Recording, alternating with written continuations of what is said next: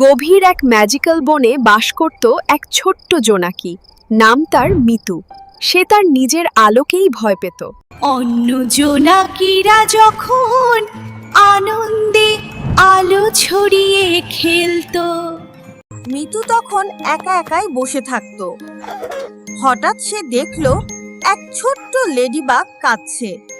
লেডিবাগটিকে একা কাঁদতে দেখে মিতুর খুব কষ্ট হলো। সে সাহায্য করতে চাইলো, কিন্তু তার ভয় করছিল যদি কেউ তার আলো দেখে ফেলে।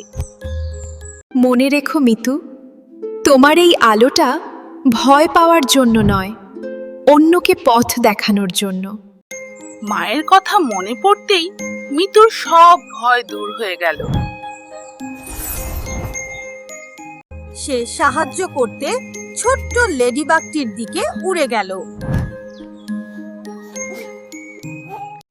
মিতুর সুন্দর আলো দেখে লেডিবাগের কান্না থেমে গেল। মিতু তার আলো দিয়ে লেডিবাগকে পথ দেখাতে লাগলো। তার আলোতে লেডিবাগ নিরাপদে পথ চলতে পারলো। অবশেষে লেডিবাগ তার পরিবারের কাছে পৌঁছে গেল। সবাই মিতুকে অনেক ধন্যবাদ জানালো। অন্যকে সাহায্য করতে পেরে মিতুর খুব আনন্দ হলো।